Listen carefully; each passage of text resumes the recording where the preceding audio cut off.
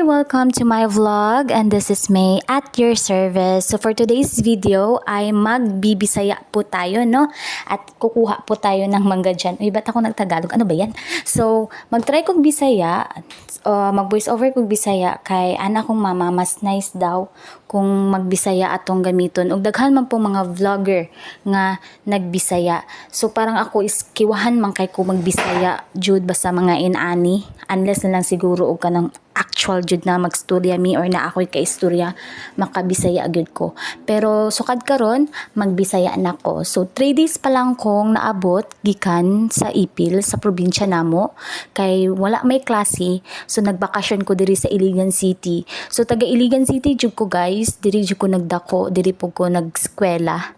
It's just that akong uncle is taga Ipil man siya. So mas dagko man ang opportunity manggod kung naa ako dito sa iyaha. So mo nang dito ko nagtrabaho. So 5 months na ko or 5 months na kong nagwork dito, 7 months na kong nagstay.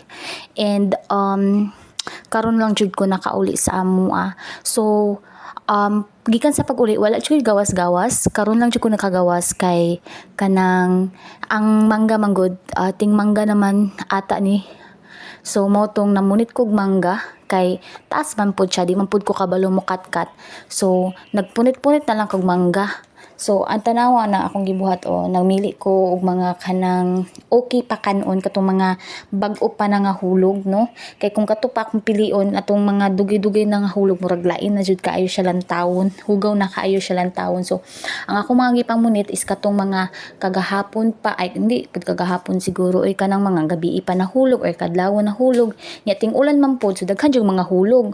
So nibalik pa ko dito sa balay, nagkuha na lang kog balde kay kanang di naman jud siya magunitan nako. Nya nag-video pa jud ko dinhi. Nag-try ra man gugbo ko aning vlog, no?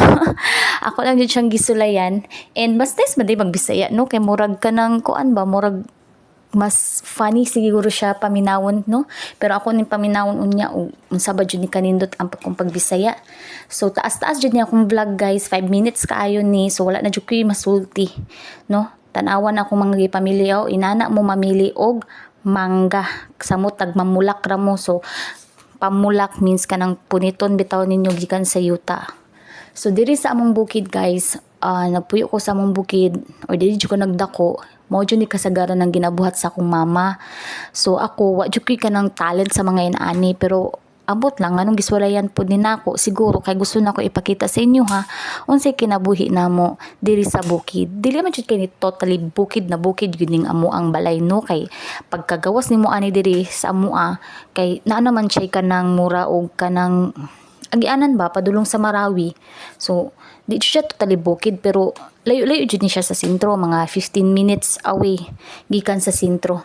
Oh, di ba? Ni chismis pa jud ko din ha. Naabang ko nakit-an gud akong mama sa akong amiga, nagchismisay pa jud mi.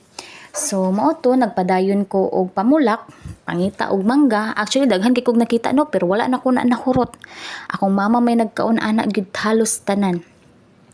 So ang ako alang is nganong ga-vlog ko. Uy, nag-change topic. Wow. Dili ay, ako lang gusto ng istorya is nganong nag-vlog ko kay wala po kabalo. Nag-start raman ato ning atong nag-seminar ko. Mura gusto na ko to i-vlog ang seminar. Unya karon kay mura naman nangalata ni ako mga video din he. So, mo to. Ako na lang siguro ni ipadayon kay nasugdan naman. Mao dito akong mga mangga nga napunitan. Daghan-daghan gyud kong napunitan guys. Naapa jud ning maligo ko din he karon. Marog diri ako pa nang gihugasan.